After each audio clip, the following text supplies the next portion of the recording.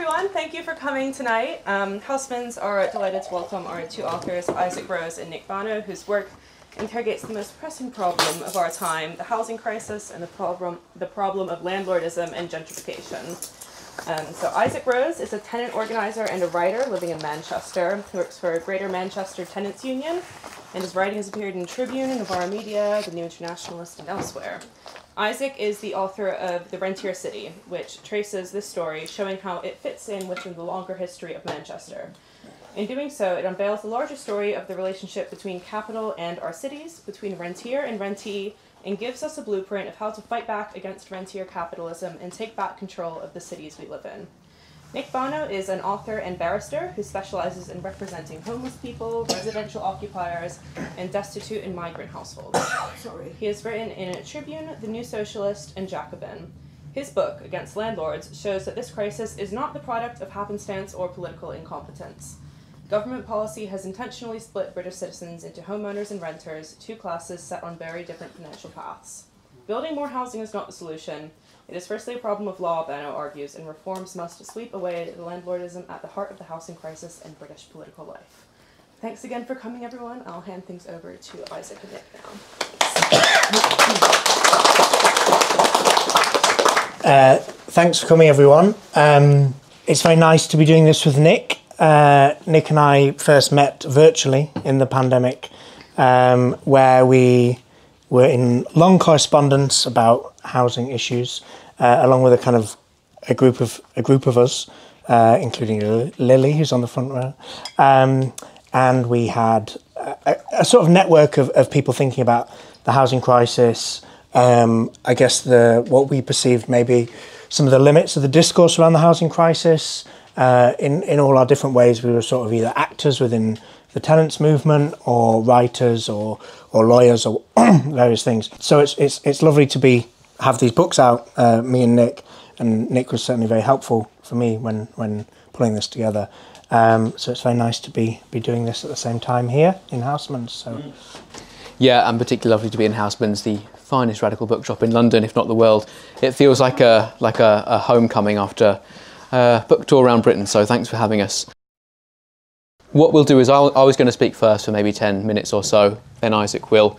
We may do some readings, but we'll definitely do a Q&A. When I woke up this morning, I looked at the Financial Times. Apparently, I decided to not even try and have a good day, but I looked at the Financial Times, and there was a piece by their data journalist, a guy called John Byrne Murdoch, and he starts with this absolutely staggering bar chart about homelessness all over the world and homelessness in the UK. And we are absolutely leading the world on homelessness. More than 50 people per 10,000 are street homeless or in temporary accommodation.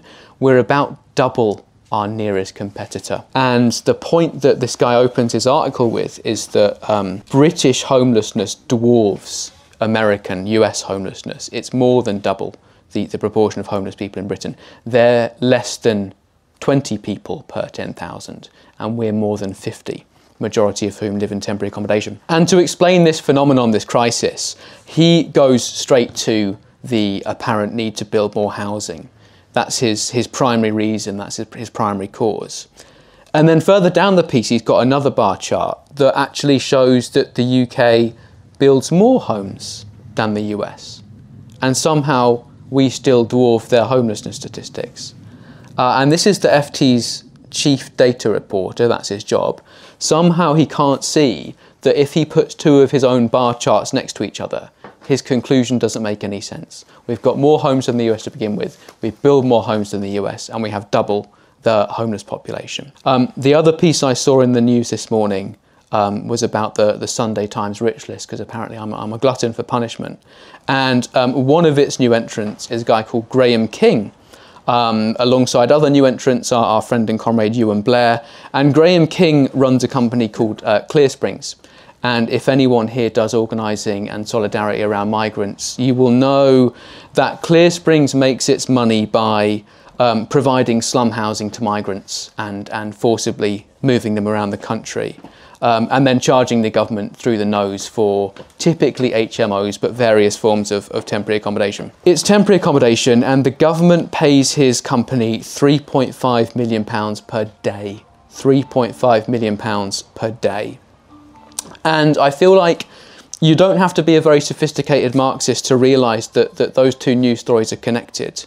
You probably only need to have heard someone talking about Karl Marx in the pub once to realise that if Clear Springs are charging millions of pounds per day for temporary accommodation, and if 100,000 people are living in temporary accommodation, and if we're building more homes than countries that already have a fraction of our homeless population, then the housing crisis probably has an awful lot more to do with landlords than with house building. You probably only need to have walked slowly past a copy of Das Kapital to realise that what Clear Springs is doing is turning squalor into profit and forcing the state to pay for it. But instead of thinking clearly and rationally about that, we're forced to focus on a kind of mythical housing shortage. When you see that as the problem, when that's your ideology, your only solution is developer-led house building, and that's the path that we're all being led down all the time. Last weekend I was at a really, really wonderful moving occupation against the tearing down of part of the Thamesmead estate on the south of the Thames in East London. And the local council, Bexley, and a very, very venerable housing association, Peabody, want to tear down hundreds of homes, which were built as generational assets, which were built as sites of security and well-being, and turn that site into a cash cow with many, many more homes. Their argument is that this will increase the number of homes and therefore make things better for everyone. The trouble is that, as you all know, living in cities as we all do, that this is not the first time this has happened. All over the city, all over the country, we see this model of developer-led destruction and reproduction. And the key question for people like Bexley Council and Peabody and John Byrne Murdoch is, can you show me a scheme that's worked? Has the massive amount of new homes in Lewisham brought down prices, or has it made things worse? What about Croydon, where an unfathomable amount of new housing has been built? Or Wembley, or Stratford, or Elephant and Castle, or Vauxhall? Isaac is going to talk to us at length about Manchester's misadventure. But it's that Einstein definition of insanity of doing the same thing over and over again and expecting a different result. So when we have discussions like this in Housmans, we're often painted as the mad ones, as the grubby little activists and outrageous Marxists who don't know what we're talking about. But they're the insane ones. They're expecting that the demolition of viable homes is somehow going to make things better. We know from history and experience that landlord abolition does work. We know this from our own recent history. When we work to decommodify housing and drive landlords out, it tends to be very, very successful.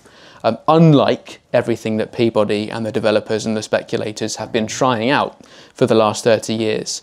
And just to run quickly over the economic arguments that I'm making against landlords, the point that Marx makes, and I think he's right, is that the housing economy more broadly, the housing market, is entirely dependent on rent. And Smith and Marx argue that the price of all land consists of rent. So the explanation for the present crisis is not that there's been a sudden change in supply and demand over the last 20 years. We've got far more housing than we did 20 years ago, but that the housing economy reflects and is made up of the unfettered profitability of the rental market that Clear Springs and your landlord are participating in. So how does it work? The housing market doesn't distinguish between landlords and owner-occupiers. So owner-occupiers are forced to compete with landlords, or the price that a notional landlord might pay when they're buying and selling homes. A friend of mine went to try and buy her first home the other day, turned up and the only other people there were a gaggle of 4 or 5 landlords trying to work out what the rent would be and thus what the price of the house should be. So you can see it happening in real time, and it happened at a market level too. The price of homes is determined by its rentable value. And the problem we have is that when a landlord is thinking, how much profit could I make from this house? They're not just thinking about the £2,000 rent they could charge you now. They're thinking about the 2,400 they could charge you in 2 years, the 2,800 they could charge you in 2 years down the line. That's all baked in to the price of housing. And then it gets even more troubling when we think about repairs, because we all know that things are dire in private housing. 20% of rented housing is in an actively dangerous state where there are statutory hazards. The rest is in a pretty bad state, if not actively dangerous. Our homes are notoriously damp. Most renters live in terrible conditions. And nevertheless, about £65 billion is spent on paying for those bad homes every year. The thing I find really weird about that is that the way the makeup of Britain's housing, your owner-occupied homes and your socially rented homes and your private rented homes are often in the very same buildings. They might have been built as local authority homes. The ones that are owned by their owners are somehow free from damp. The ones that are owned by landlords, you can't breathe. Like, it's nothing inherent in the buildings. It's about what it's for and who looks after it. But the irony is that these bad housing conditions actually make housing more valuable, because baked into the price of your rent and your next year's rent and the year after that rent is the idea that you don't really have to spend any money on it, because at a social level we all know that if we ask for repairs we get evicted. So baked into the house price is the idea of free money from which you do not subtract the money you should be spending on repairs. Our poor housing conditions actually make homes more profitable for landlords. And the argument goes that when Thatcher and Blair dismantled the private rented sector regulation, they returned us to a effectively Victorian housing market. Marx would have recognised what's going on now. It's an ideal of a free market in rented housing. And rents don't find their limit through competition, but through what Marx calls a monopoly price, the absolute maximum that you can extract from the class of renters at a given place under given social circumstances. Landlords don't compete because, unlike other commodity producers, they can't produce more to undercut. They're stuck with the existing stock, so you don't have that kind of calibrating effect of competition, and instead it's just what can we pay without dying. That's then underwritten by the state in the form of housing benefit. The state promises there is always a certain proportion of rent that we will pay at the bottom end. That is not dictated by anything except the market. It's a blank cheque. So you have a legal environment in which rents can exponentially rise. You have a social state that underwrites that, and you end up with the result, as we all know, that rents can and do rise incredibly quickly and will continue to do so unless we intervene. I don't need to insult anyone here by explaining the practical consequences of that, by telling you just how bad your housing situation is in the real world. So what do? The great source of comfort researching the book was looking at our recent history, the success of the projects of the 20th century, which weren't perfect at all, but certainly far better than what we had. We came within a whisker of abolishing landlords. In the mid-70s, landlordism wasn't just in decline, but the pace at which it was declining was accelerating. And everybody was very, very relaxed about that, on the left and the right alike. So it's so close, we can touch it. It's really tangible. After World War II, it took 20, 30 years for the private rented sector to collapse from something like 60% to something like 6%. When Thatcher comes in, it then takes another 30 years to ramp back up again. So if we start tomorrow, we're capable of eliminating landlordism within a couple of decades. We're capable of eliminating house price speculation, certainly within our lifetimes. It won't take very long. It's amazing how quickly things can change. Rent controls were won very, very suddenly during the First World War. And when they were brought in, 3 months later, the government did a national survey, and they were so popular that there was majority support for them even among landlords. And these days we can't even get the Labour Party to support them. But it's amazing how quickly things can change when you do something radical.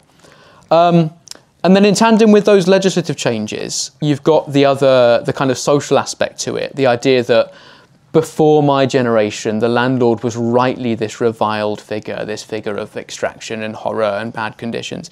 And something needed to change to support the Thatcherite legal framework. So we were all brought up on this diet of property programmes, which changed the idea of the landlord from this awful figure to a perfectly palatable, unremarkable, something that it wasn't embarrassing to talk about at the dinner table. And it's kind of our job to turn that round. Like, we're the ones who are having these conversations with our peers, many of whom are landlords, and it's our job to kind of be brave on that front and to make it unacceptable and embarrassing to say in public that you win your money by exploiting people's housing need.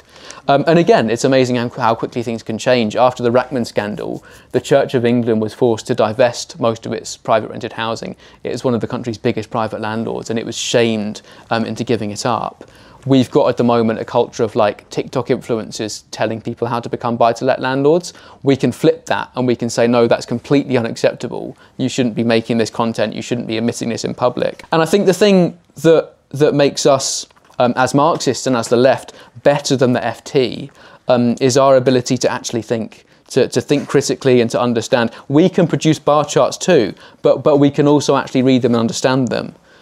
We can look at the data and realise that if we built loads more housing but didn't abolish landlordism, the Clear Springs guy would still be a billionaire. We'd all still be poor and miserable. Maybe the guy who owns Barratt Homes becomes a billionaire too, but the housing crisis just gets worse no matter how many more homes we build.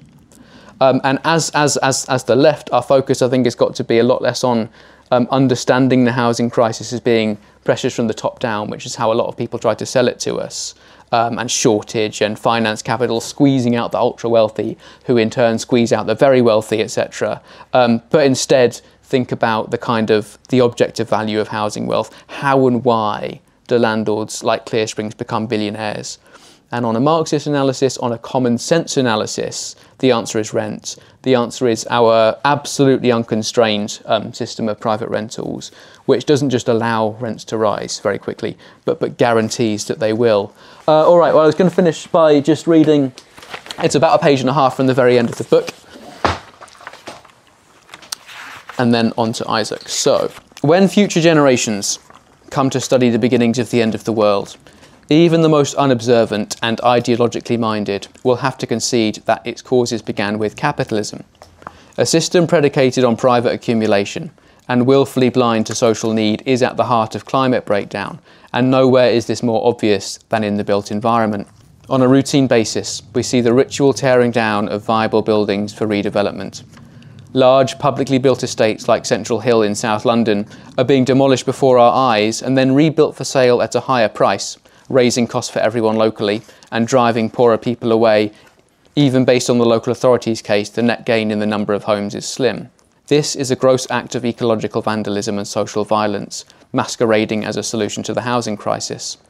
There is an ever more pressing case for winding down house price capitalism on ecological grounds as we continue to exceed our planetary boundaries. With each passing year, the growing generation of renters has less to lose. By definition, it has no assets.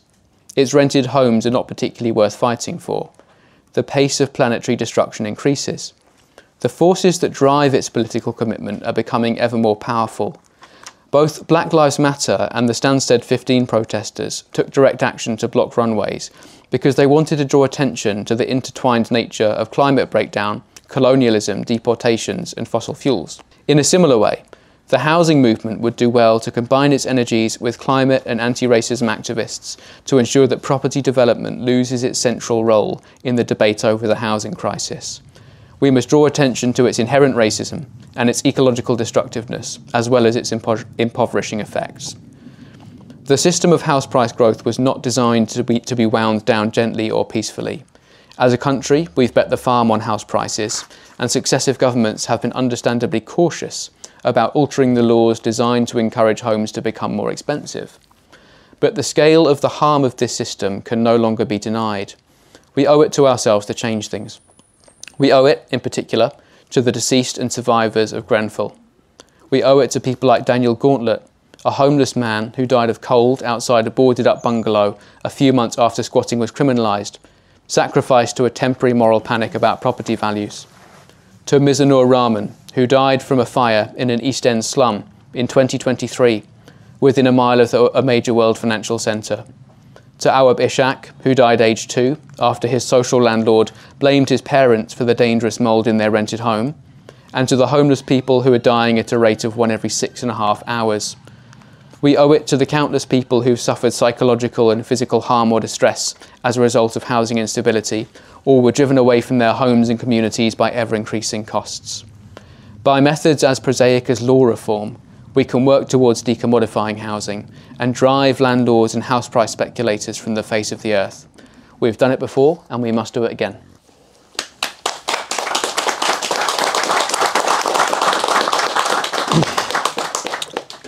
Thanks, Nick.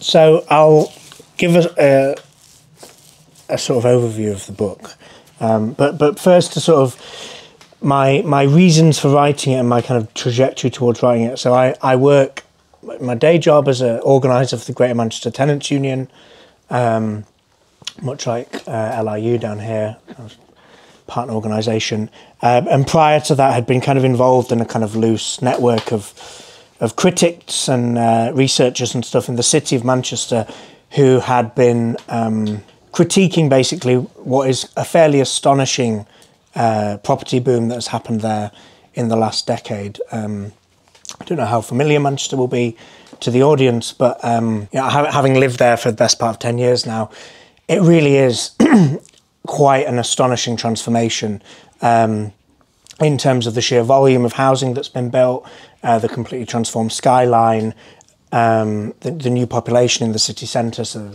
over 45,000 units have been built or approved kind of in the last 4 years of the last decade, with probably since 2020 again a similar number. So it really is a kind of astonishing transformation for the city. And I and a few others were sort of part of a group of people who were kind of critiquing, tracking, trying to kind of unpack some of this. And Manchester is a city that I think is kind of drowning in its own mythologies and its own kind of particular narratives about what's happened there over the last 40 years. There's no end of books praising Tony Wilson, the hacienda, and the kind of direct link that some would draw between that and today. And it was really kind of painfully obvious that there was a need within the city for a sort of critical look at what's happened, really. And I think also moving or dragging the discussion away from what I think often is quite a magical narrative around the kind of, the post-rave urban growth coalition, onto a more kind of nuts and bolts understanding of transformations in the local state, the relationship between private actors and public actors, and the increasing role of the private sector within urban governance there, and the interrelation between the kind of local state and the national state over the last kind of 40 years. and so a lot of the book is, inevitably very Manchester focused and very kind of in the weeds, I suppose, of this kind of peculiar political trajectory that the city's been on in the last 40 years or so. But I think really, as I kind of wrote and I thought about the book, and obviously the kind of the thrill of writing about a city like Manchester is obviously the city's role as a kind of world city, a city of world historic importance. And I think that's kind of the place where the book begins. And I think it is really worth thinking about that early 19th century period where commentators, writers, observers from across the world came to Manchester. So Disraeli writes in his novel of 1844, "The age of ruins is past, have you seen Manchester?" So Manchester was seen as this real emblem of the industrial age, and it was shocking. It was, and Asa Briggs, the kind of 20th century historian, described it as the shock city of the Industrial Revolution, a city where kind of urban capitalist modernity was birthed in this kind of horrific but also kind of mesmeric way. And that is the kind of history of the city.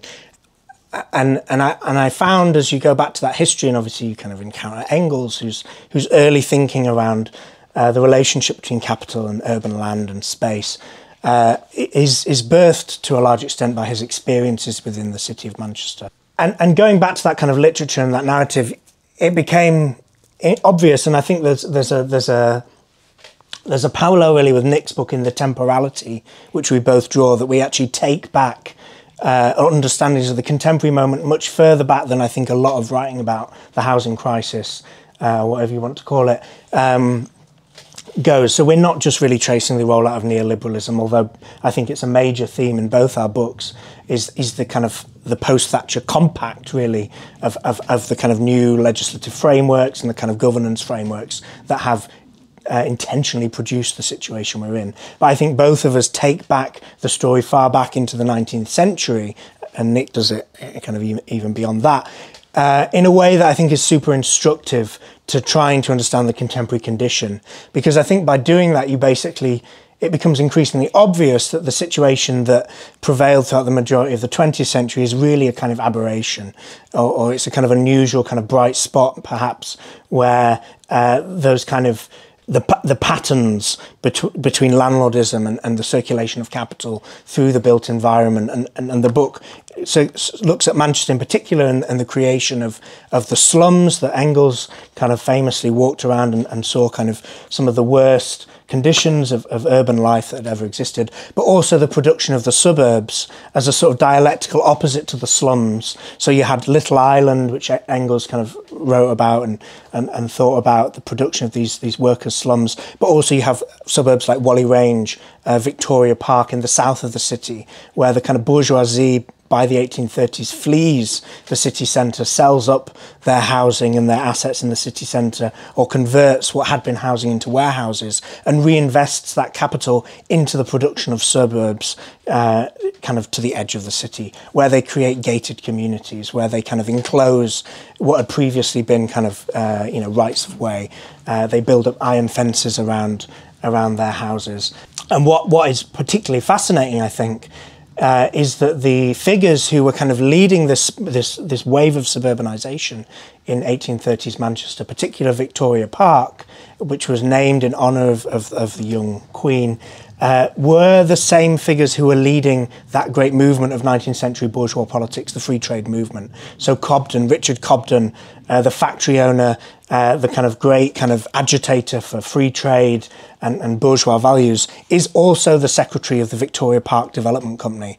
And he is switching his investments in the period of slump in the 1840s from his cotton factory, his calico plant, into suburbanisation.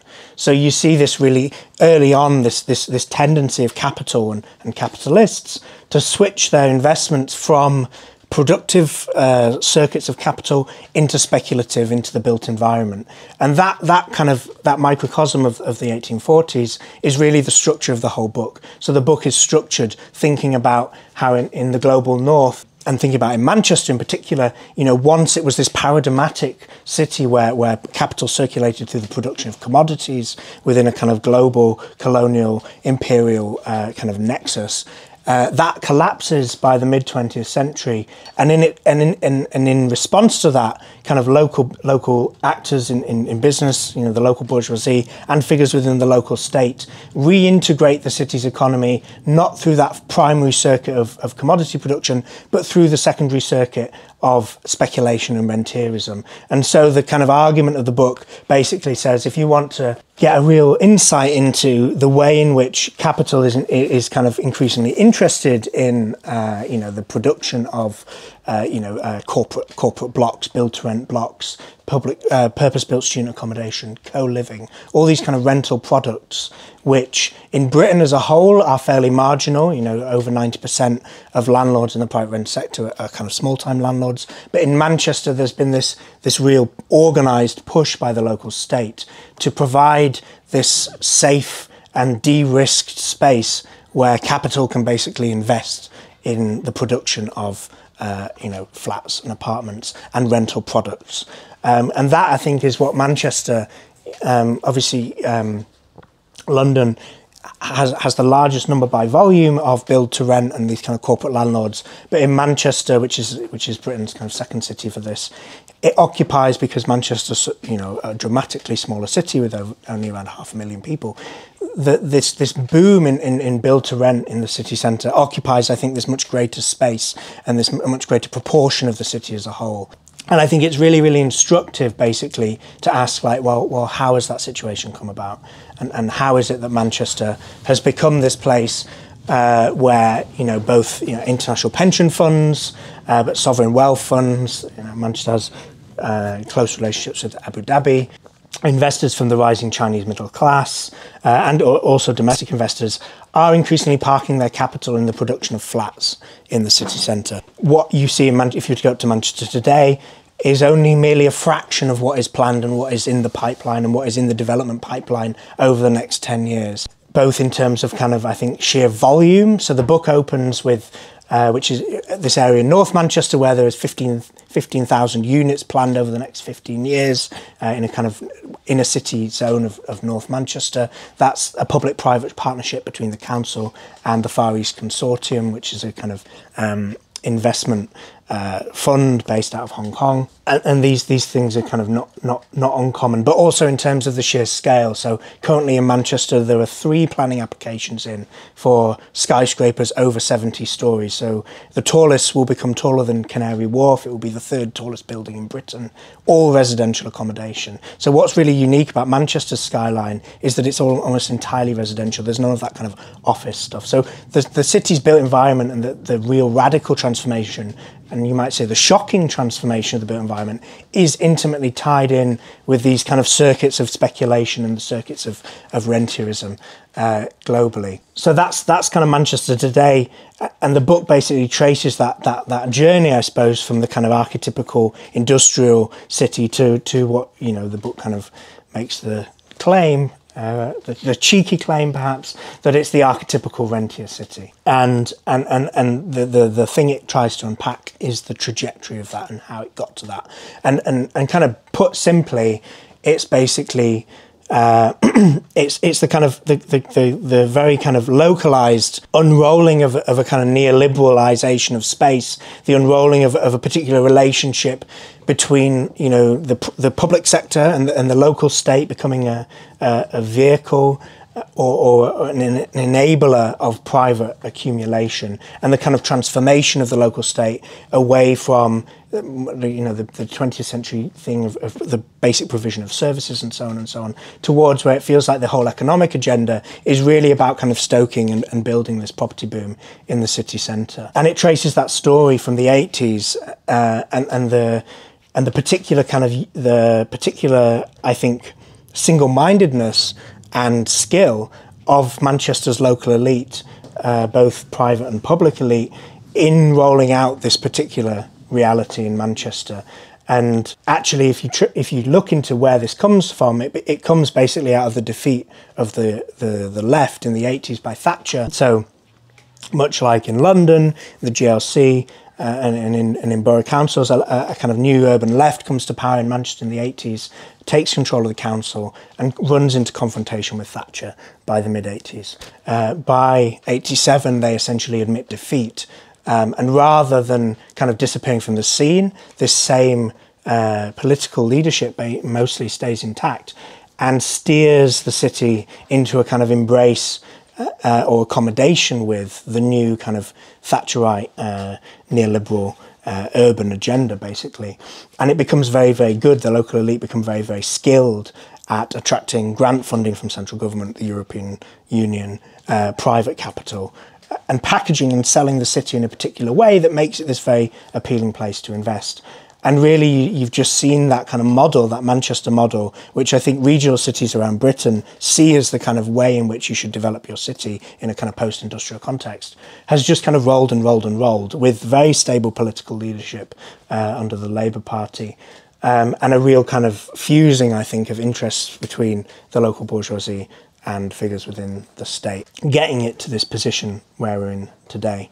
And the book basically ends really by exploring how this city centre boom and this kind of real estate state that has been produced within the centre of the city is now starting to move out into the inner city and into the working class neighbourhoods of the inner city, and driving processes of neighbourhood change and gentrification, either through kind of direct demolitions, displacements, or the indirect kind of pressure of rent rises and so on. So that's the book. I mean, I think Manchester's particularly instructive, I suppose, and Nick makes this point in the book as well, in terms of this argument around supply, because obviously Manchester's had a huge expansion of supply over the last 10, 20 years. Its population has also increased quite a lot since 2000, but the population, and this is also the point that Nick makes, the population of the city is only what it was in 1970. So there's clearly other dynamics at play. I think Nick's book does a fantastic job at kind of pulling out the mechanics of those dynamics. And I think, you know, what I've aimed to do is try and show in a single monograph, really, or a single case study, how that has happened on the local scale, and how these relationships within the local state have really kind of enabled this reality to come to pass. Yeah, I think maybe before we go on to questions, a couple of points I wanted to pick you up on. The first is the sort of YIMBYs Explain Manchester challenge, because like Manchester is pretty much the YIMBY Disneyland, right? You've had this massive explosion of new housing, population that's been stable for 50 years or so. So the question is, has it made things better or has it made things worse? When I left the city 15 years ago, my rent was £281, which I imagine you'd be hard pressed to get now. So if they can't explain Manchester, surely we win by default, and therefore we have to abolish landlords. The other thing is, I really enjoyed the history you put in, and that kind of the old ideas coming back to the surface. And I think to give some credit to the FT bar chart guy, who's my sort of pantomime villain of the evening. He's probably about my age, and he's probably never even encountered the idea before that there are other ways of thinking and doing things. He would have grown up with this idea that landlordism is a natural force of life, it's a natural state of affairs, which cannot be done away with. We've got to think beyond those limitations, and I think it's really interesting to think back to the 20th century and how prevalent this thinking was, this explicitly Marxist thinking, this idea that, you know, Labour politicians could stand up in Parliament and say there isn't a housing shortage, it's all to do with Marxism. And that was kind of erased by the kind of discourse of the last 25, 30 years. And it's really fun to be kind of unpicking that with you all here. I think that the YIMBYs would say Manchester just hasn't built enough yet. Right, yeah. To lower prices. So we need the 70-storey skyscraper and the 15,000 more homes. Fine, okay. Well, let's give them a chance. I think Manchester was their YIMBY Capital of the Year last year. Yeah, they loved it. We can take some questions. I was going to start with a statement. Isaac already knows I really enjoyed his book. Got yours here, ready to enjoy that next. But the point was, Isaac mentioned international pension funds. And here, this is one of the problems. I had the good fortune to find myself at an event in London Councils. This was years ago now, about 8 years ago, where a pension fund manager was explaining about the investment in build-to-rent in London. And I did, because I'm really interested, ask him about the level of traceability in his fund, because I think this is key to attacking landlordism. And he said, we're best in class. 40 to 60% traceability. In other words, there's only 50% traceability in these funds. So 50% of this money, which is buying this land, which is enabling this development, is of dubious provenance. There's loads of capital sloshing around, much of it of dubious provenance. And although there are theoretical anti-money laundering regulations, the way that people circumvent them most successfully is via investing in land and development. So it's a very good way to clean up your money. And that's what's actually happening. And the question was about, it relates to what you said about we can do this legislatively. I actually believe that the blip in the 20th century was because there was an authentic and very real fear of revolution. I note that they've introduced halal alternative to student loans, but that's a whole other discussion. Just saying. But how do you think legislatively, in light of what's actually funding all of this development, and it's not just here, Isaac and I were at an event in Athens where I was speaking to a delegate from Limassol in Cyprus who was describing exactly the same phenomenon there. And it's going on everywhere. There's loads of money, we just haven't got any of it, but land is the finite supply. So how do you think legislatively we could attack something which is basically a money laundering exercise wrapped up as something else? I think the pensions question is a really good one. And I was watching a video the other day of like a kind of liberal housing campaigner who was talking about this and saying, look, we need to make pension funds aware that the pension fund is going into Blackstones, because if only people knew, if only people understood that their money was going into Blackstones, they would never do it. I'm not sure I agree, because I meet landlords every day in court and they say, I'm a landlord because this is my pension, and I'm evicting this person because it's my pension. And they can see it, they know, and they are fine with it. And I think the kind of awareness raising thing isn't enough. I think, you know, if you're talking to someone about their pension, because people do need pensions, if you're talking to someone about their pension, they would never say, yeah, my pension's all in BAE Systems or Shell. We need to make landlordism as shameful as that. We need to make it something that you could not admit is part of your pension plan. And I think that kind of comes down to all of us in managing that discourse. And then your second point was about legislation. And so the argument of the book is that it's kind of modelled on Marx's working day chapters. People think of legislation as being technical and unimportant, but Marx writes for ages about the Factory Act affects how much money capitalists can exploit from people, and how easy it is to kill people. Legislation is really important. So the book takes that idea and puts it into the housing context and says, this is how the dismantling of the framework in the 1980s leads us to live lives of misery and poverty. So by simply replacing and restoring the fairly sensible legislative system that we had in place for nearly 100 years, we can make a big difference to people's lives. I suppose there's also the thing in which this thing is being produced by a set of governance frameworks. This system, the situation is being produced by a set of frameworks that are quite deliberately creating this reality. So it is, you know, there is a reality that capital is circulating around the globe looking for a place to invest, but that the situation in Britain is fixing it for them by providing a particular framework in which capital can invest and get a good return, either through the direct investment in build to rent or through the mortgage market. You know, the book unpacks basically in Manchester how the local state has used its levers of planning frameworks, the planning committee, the planning department, the relationship between the planning department and Deloitte, as well as the sell-off of public land, the way in which the levies that could be charged on developers and so on are kind of lifted. And then also direct subsidies. So as part of the devolution agreement to Manchester, there was a £300 million stock of loan capital given by the central state to the combined authority in Manchester to plug liquidity gaps within developers' business models. Over half of everything that has been lent out, and this was found by a BBC journalist FOIing it, I think around 500 million of that has been lent out and returned over the last 7 years or whatever.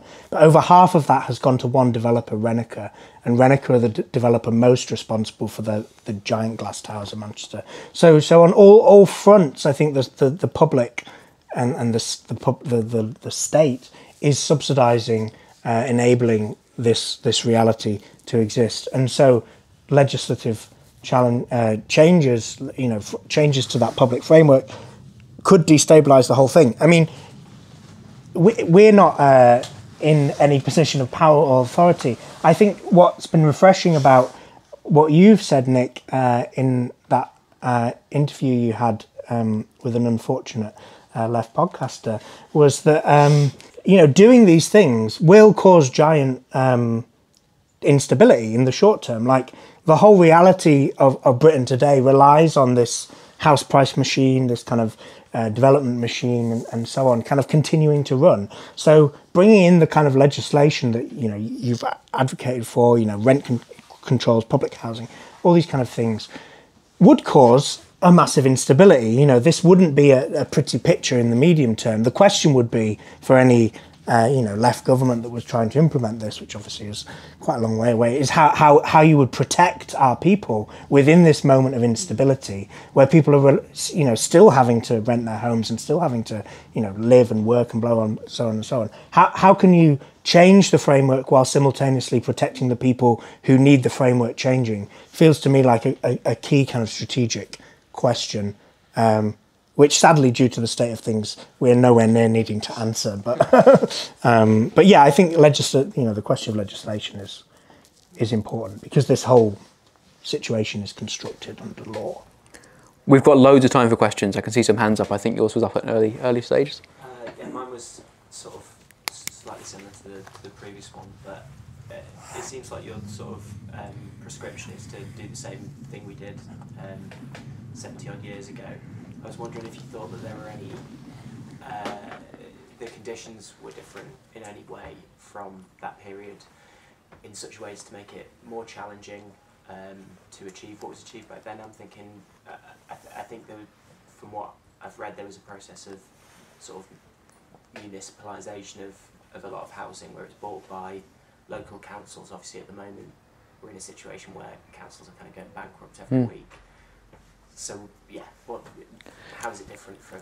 Yeah, it's a really good question, and I think, yeah, Isaac's partially answered it in a way that the absolute majority of wealth in Britain is founded on the housing market. It's more than 50%, which is more than double, for example, Germany's. So it's the stand-in we have for some sort of national industry is our housing market. So any challenge to the housing market means Britain collapses economically, and obviously we all know who's hit hardest and first when we have economic collapses. The thing that gives me some hope and some confidence is that system of success was built out of an arguably worse situation than we had now. The 1880s housing crisis was significantly worse than what we have now. The housing crisis that confronted Marx and Engels was really, really bad. That post-war settlement obviously came out of bomb-damaged cities and cash-strapped local authorities. I think it's kind of a decades-long process. So if we bring in rent controls, if we persuade the Labour Party to bring in rent controls, it's not that overnight everything would evaporate. I suspect it would take some time to wind down, and I could hope you could do that more gently. But the point about cash-strapped local authorities is that the reason they were able to acquire that land wasn't because the state was incredibly generous back then. It was more generous, but it wasn't giving away money for free. It's that landlords were having to sell at bargain basement prices. It was not profitable to be a landlord. You had to get rid of your land. You were desperate to sell. So it's more about the kind of what we can, giving landlords as little as possible for it, rather than massively increasing state spending to give it away to landlords. Is that just achieved by rent controls, or are there other measures that you can sort of bring in to tack the value? Yeah, in the 70s it was a combination of rent controls and high interest rates. Rents in some areas were down as low as 5% of people's incomes. Interest rates were high, and landlords just couldn't even afford to do basic repairs, so they had to sell.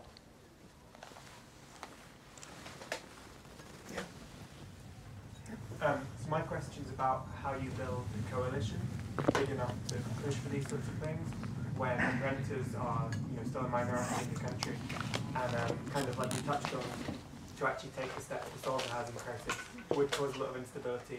The people who are, huge numbers of people are landlords, so they would be hurt.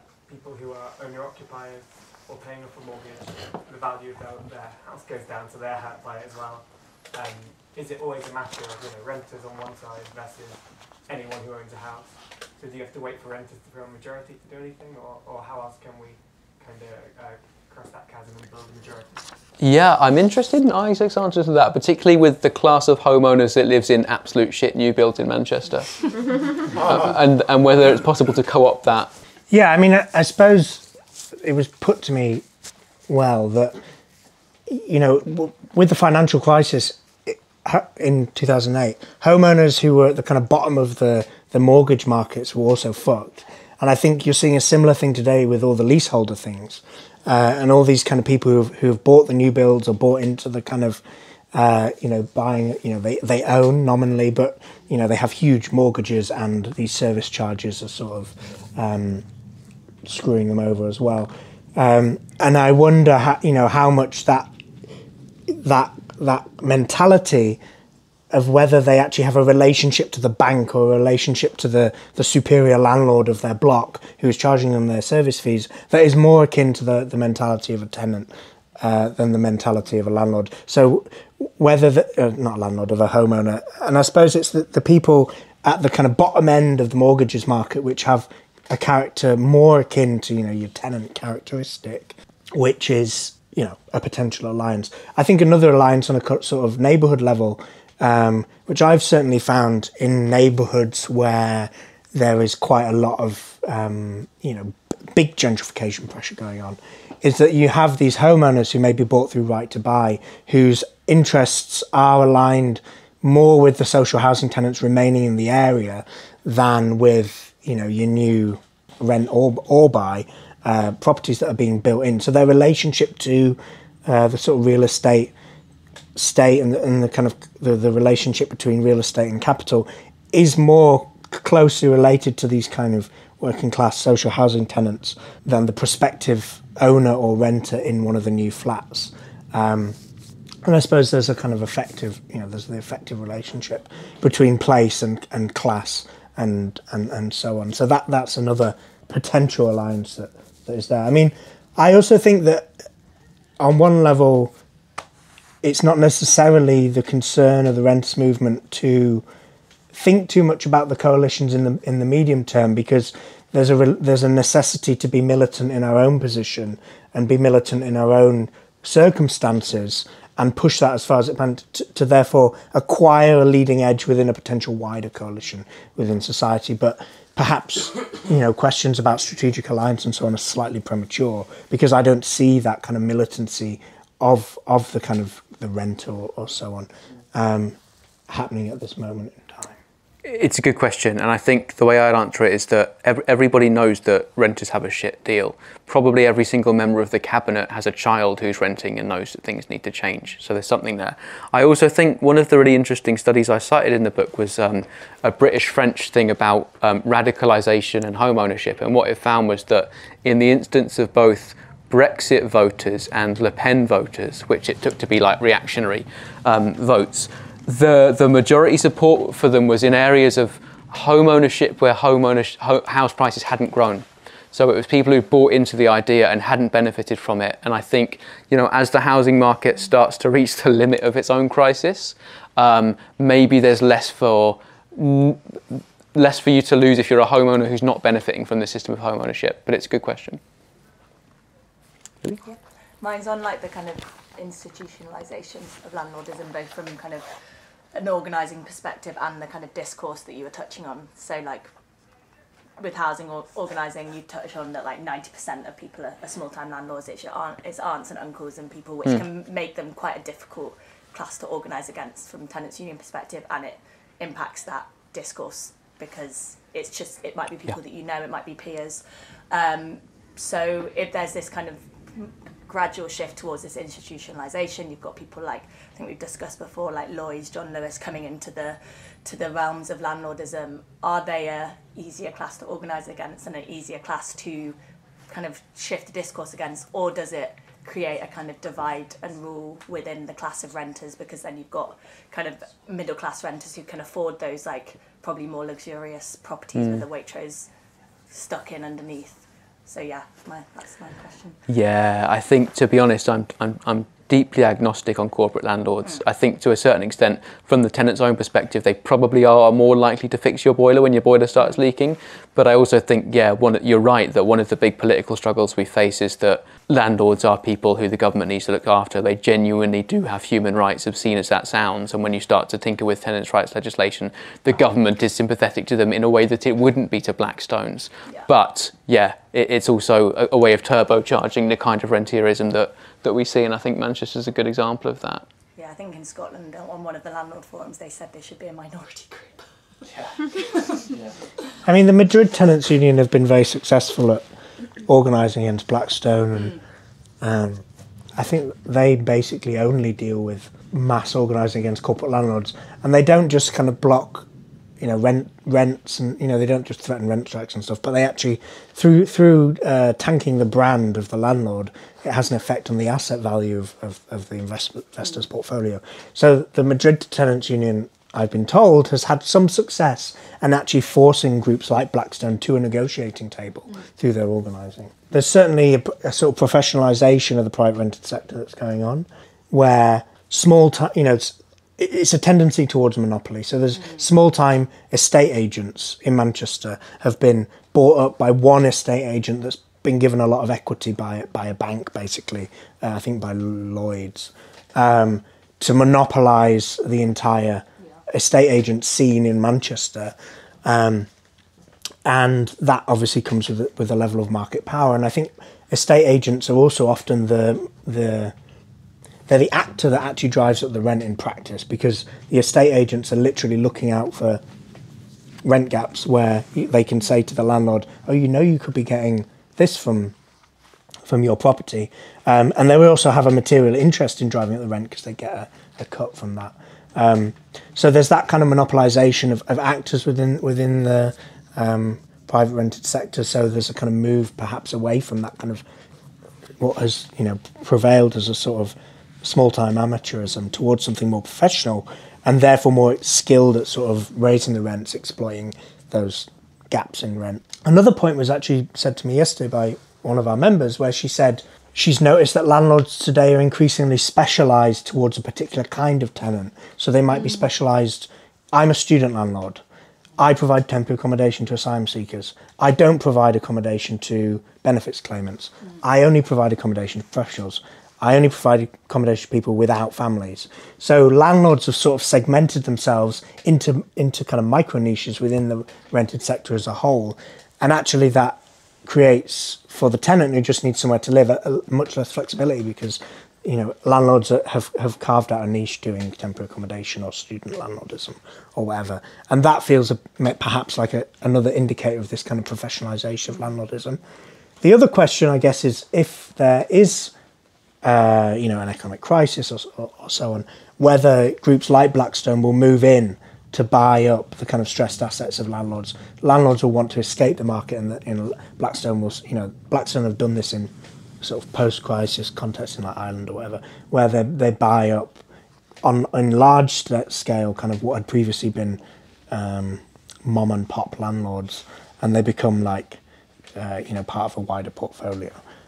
So the nature of the sector could change over the next 10 years. And I think if you read Savills or whatever, the property industry's in-house think tanks, that they're predicting a massive expansion in build to rent, and they're predicting a growing role for kind of private equity within the housing system in Britain. And that's being driven partly by a crisis, that is being driven most or entirely by the crisis in affordability that is forcing more and more people into renting for most of their lives or much longer their lives. I mean, there's a throwaway line in the book that has been picked up a couple of times about this idea of the new renter subject, that a student going to university goes to get a flat in a purpose-built student accommodation block where they have this relationship with a corporate landlord. They never actually need to go into the old school private letting sector, and then after university they move into like co-living, or they move into a build to rent, and basically there's a whole pipeline of different rental products being provided by investment capital to kind of capture more and more of people's lives and more and more of their kind of income across their lives in a rental system. But they also get used to that. So, it's that thing of like, oh, well, they'll be better at changing my boiler. I'm not going to have some like coke addicted small time landlord calling me at midnight saying you've got a rent rise or whatever. There's a level of professionalism, but people will get very used to. And it changes people's relationship to space and to neighbourhoods and things like that. And that's exactly what real estate want, is that they want this segment of sort of, salaried renters to stay within the rental system for as long as possible to give them rent. We pay for that coke habit, by the way. Just before we move off the topic, it was really, really heartening to see London Renters Union strike against Grainger, the city's largest corporate landlord, this week. So hats off to everyone involved in that. If we have more corporate landlordism, we'll need much more of that, please. Any more questions, comments? One for... No, it was you. Yeah, go ahead. One more for you, but I'd like to hear Isaac's on it as well. To paraphrase one of those statements they're making, a lot of other abolitionists practice and thought around the idea of non-reformist reforms, right? Yeah. The loosest explanation that I can think of for that is reforms to aim for that can't be undone, or that fundamentally challenge, a stated existence of them. What is it that would do that for landlordism? Because rent controls can be undone, right? So is it something that we should be aiming for? Yes, it's a really good point, and I guess, well, none of us will be living in that post-landlord future and having to defend it, but if we put this thought in a time capsule for future generations, if you were mayor of New York, it would be mad to try and abolish the rent controls they have there because people see them as a success. I think we've learned our lesson a little bit in what happens when you de-abolish landlordism. Hopefully, the wisdom of future generations will remember what we're living through now and think, God, if we ever do abolish landlords, let's keep that the way it is. But you're right that there's no kind of lock. There's no kind of it's possible to reinvent landlordism again, but that thought hadn't occurred to me, and I really wish I didn't know it now. But it's a good question. Thanks. Yeah, tough question. I mean, I guess it's non-reformist reform that will never be undone, but also the idea of the non-reformist reform is about those kind of rapid changes that you can make that point towards future horizons of possibility. To me, the obvious one that is sort of crying out as not that it would be resistant to ever being undone, but I think by doing it, it would really fundamentally change what's going on and the sense of the possible, is all these ex-council houses that are now run by private landlords should just be taken off them and returned to public stock. And I don't think there should be any shame in doing that because it's one thing for, right to buy. There was one thing about it where, people could live in their council flat or council house. It's quite another thing for that public asset to then over time move into just a private hands. And we're doing some research on an estate, an overspill estate in North Manchester called Langley, which is one of the large, Manchester Council really embraced the idea of the overspill estate in the 1950s. Partly because they didn't like high-rise at all and they wanted to build kind of cottages for the working classes out on the periphery. So when they did the inner city slum clearance, they moved people out to the overspills. And these overspills were often outside the actual municipal boundaries of the city. So the council was actually buying up plots of land and building estates in other councils' territory. And Manchester became very unpopular, the council, for doing this. But we're trying to do some mapping on this estate called Langley, where we want to kind of map in microcosm the shift in ownership from this estate that once was, entirely public. Right to buy, obviously, has disintegrated that to some extent. Some ex-right to buy properties are then bought by landlords, some of whom own them through corporate structures. So we're able to identify landlords who operate out of the Virgin Islands that's owning multiple houses on this estate. But the other major privatisation, and one I think we don't talk about enough, is the shift from council to housing association stock. I don't think we think about that enough as a privatisation and as a major loss of public assets. And there, it's the housing stock has moved to Riverside, who are one of the largest housing associations in Britain. And essentially, we've got forensic accountants to look into the accounts and look at what Riverside is doing. And Riverside are basically able to leverage the rental income from the kind of legacy stock in places like Langley to then use it as a sort of something to borrow against in order to build more market rate housing in the southeast of England. So essentially, you've got tenants in North Manchester subsidising Riverside's development agenda in the southeast, where they're building market rate housing, and the executives are all paid over £300,000 a year. And children on that estate last year were hospitalised multiple times due to damp and mould. So this kind of scandal of the kind of shift from public to private has both real effects, but I think also sort of by tracing it on a very micro level, you can see these broader shifts and broader transitions. But I just think a non-reformist reform would be for a left government to say, this ends and we're going to, this was built as public assets and, it's one thing for people to live in their council house. It's quite another for some private landlord based in the Virgin Islands to be rent racketeering on this estate. And I think by doing that, you'd obviously kind of change. I mean, the other example is temporary accommodation, which is also a mad scandal that, the public purse is subsidising all the... And in North Manchester, landlords have bought up whole strips of terraced housing, which they give, they provide as temporary accommodation to people. And all that stuff should just be kind of taken back by the public, basically. It's a remunicipalisation or renationalisation.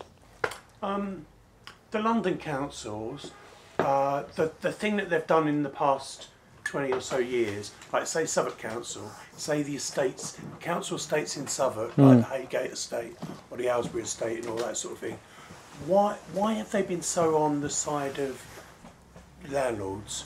Why would they demolish a perfectly nice council estate and build so-called luxury apartments that no one can afford? Like, why would the council do that? Like, surely that's not their job. I think it varies, and in the case of Southwark, you're right to point it out, because famously the leader of the council said that they were doing it because they wanted higher rate of income of council taxpayers. They wanted to fund their services by cleansing poorer people and replacing them with higher income people to get higher rates of income tax. I think other councils are less cynical than that. I think other councils just don't know any better. And when you live in the world that we live in, and people like Isaac aren't writing good books, you are only confronted by the FT. You are only confronted by the idea that there is a shortage and that we need to demolish viable council estates, because that's what brings down our homelessness population. So I think some of them are misguided. I certainly think that some very, very senior figures in the Labour Party are temporarily embarrassed property developers. They're in local authorities as councillors, as directors, as planning officers, because in the future they're going to be on the boards of big developers. There's certainly a lot of cynical things going on. I also like to think that some don't know any better and we can teach them. Yeah, I mean, Manchester Council, I think, is emblematic of that thing, that where you've got these Labour administrations in cities who demolish their council stock, and I think Manchester, again, like Southwark, wanted to get a high rate of taxpayer.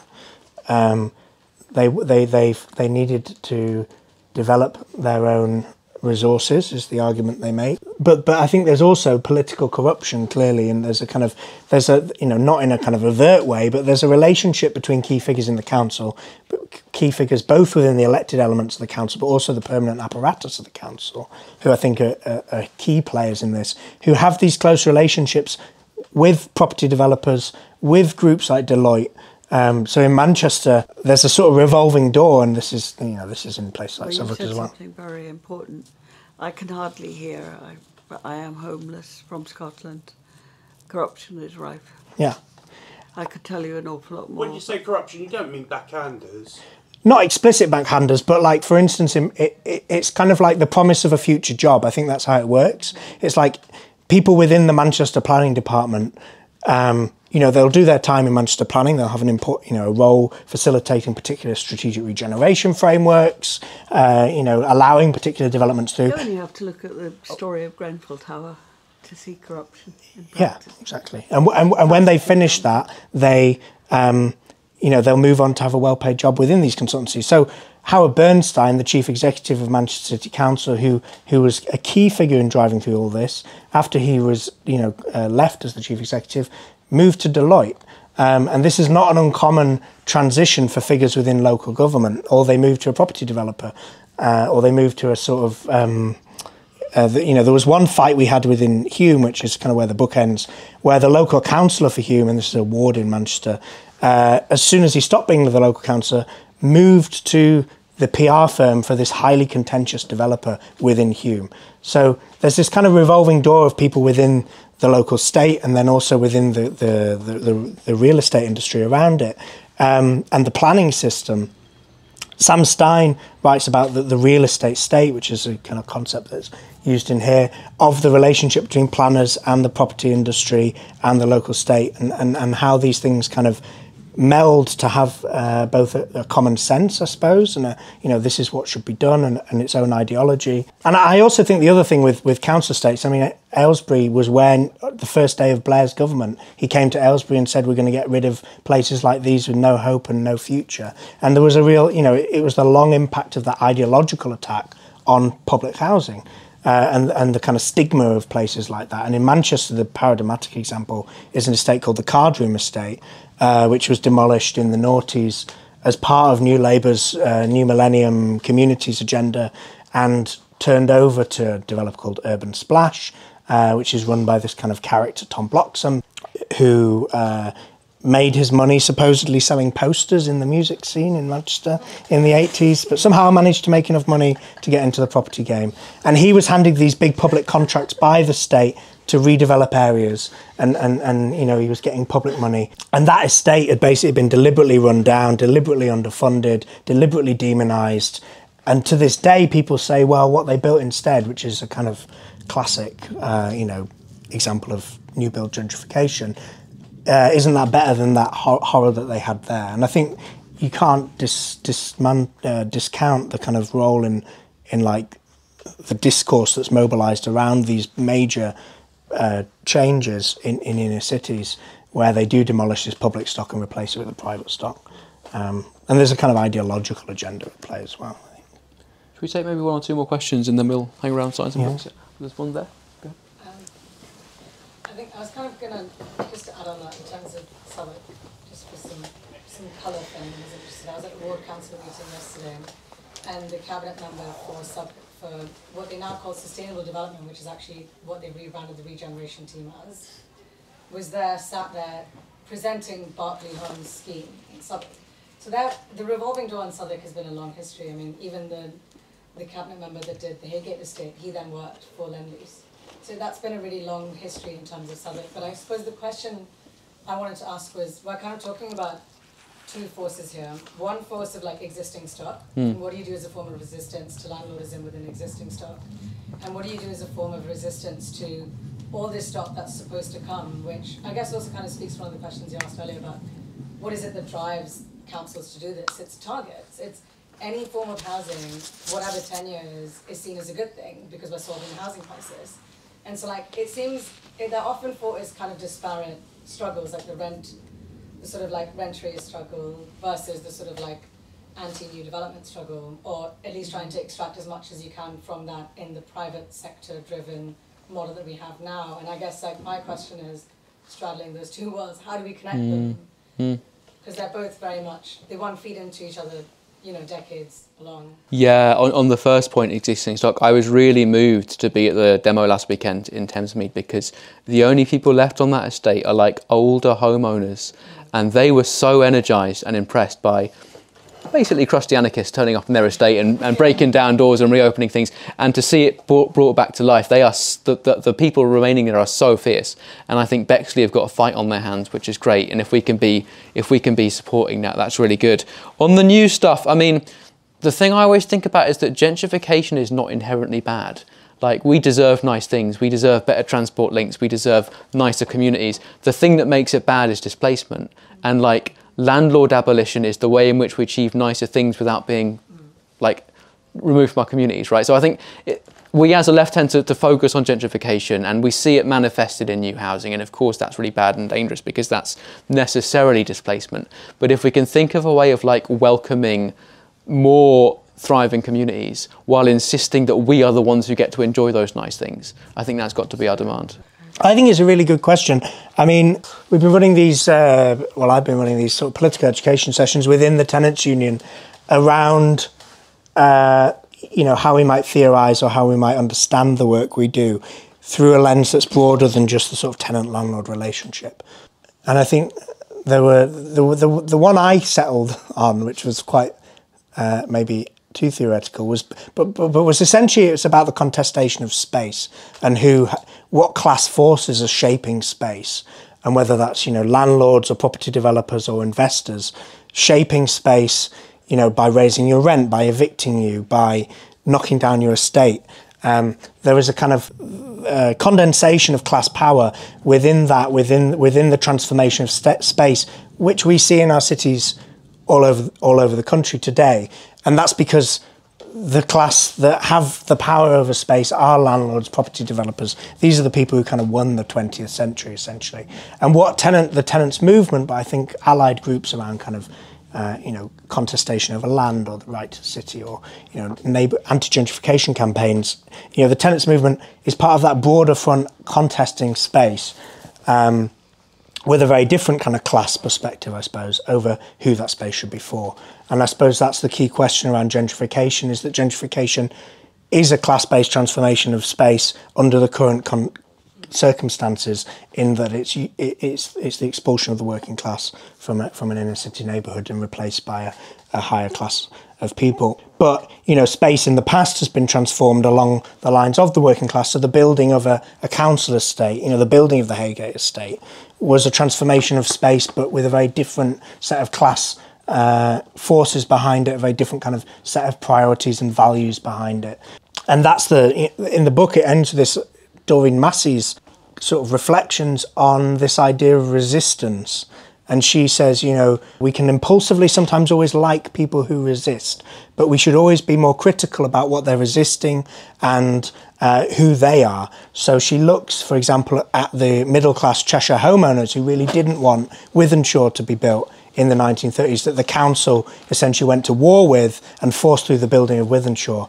And in that instance, she says, well, you know, as socialists, you know, we're not on the side of the resistors, because it was good Wythenshawe got built and those people had to lose for Wythenshawe to be built. But the relationship between the forces of the local state and class and so on, and who was doing the propositional and who was resisting it, was kind of inverted to the situation today. Whereas obviously with the demolition of Haygate, Aylesbury, the Cardroom estate, it's a very different class arrangement of forces that's driving that contest in space. And the way I thought that maybe tenants' movement mobilises is actually through the articulation of place. So, you know, a neighbourhood saying this is a neighbourhood for the working class, and the kind of the associational political affinities with a neighbourhood and with a place are often some of these most effective campaigns, like E15, I think, has a major role within the contemporary housing movement. And that really was a sort of articulation of Newham and what Newham was all about, against, you know, what investors and developers wanted to turn Newham into. And it's that articulation of place, I think, that's really useful as well. Do maybe one last question? So my question was about direct labour. Sorry. Either of your books get into speaking about those, because I guess something that really strikes me is the difference between kind of the housing system of like previous years and the housing system today is that we just don't have a construction body that is state run, and the fact that, like the points you're making about kind of subsidy loss into the private sector, we just kind of accept that as a given because we don't have an alternative kind of state run construction company. And I guess maybe my question is, like, to what extent do you think the kind of resurgence of like a public construction entity might alleviate or ameliorate some of the challenges we see? I know that it's not like a silver bullet, but it feels to me we just accept this really private part of the housing system because of the existence of something that isn't there but that was. And I don't know if you get into that with your book. It's a brilliant point. I don't get into it with my book, but I've got a friend who works for a major local authority doing their cladding removal stuff, and what will happen is the central government gives them the grant and the company then bids to remove it. And he was dealing with an application the other day and saw like it was a bit high, so he said, what's this 40 grand for? And the company were like, oh lol, sorry, we'll remove it. Like, it wasn't for anything in particular, but like they knew that they could name their price because there's, as you say, there's no competence in the local authority to do that, in the state to do that. So we are entirely beholden to the state to name its terms. And when they say we are building a massive development in Elephant and Castle and it's unviable to have the social housing we promised, we have no choice but to believe them. And unless and until we can do that really long-term seeding mechanism of like re-skilling the state in doing the things it needs to do, we're completely beholden to capital. You're right. The sort of defence of the direct works department in Manchester was something that the kind of New Left really tried. I think it was really like the stripping away of these capacities in the local state is the neoliberal agenda in Britain. It's like you have to situate what's going on in Manchester now within the long decay of local power, municipal power. I mean, the capacities of Manchester City Council now are completely different to the mid-20th century, but also the late 19th century, where they were kind of building baths and gasworks and so on and so forth. So there's been a real attack on the capacity of the local state and the state to do anything, and that absolutely would have to be resuscitated. I mean, Manchester in the 80s employed like 30,000, 40,000 workers doing stuff. Now, you know, I think it employs under 10,000. So austerity, the stripping away of local power, all these things have been quite deliberate, I think, in that vacuum of the public come these private actors. And Manchester's very instructive in how the more space that the private actors have, the more the nature of that place and the nature of the governance arrangements changes. And that's partly just because the public doesn't have the capacity to do things in the same way. Well, thank you so much for your brilliant questions. We're around to sign books and chat, but we probably better let you enjoy your Friday evening. And thank you so much for coming along.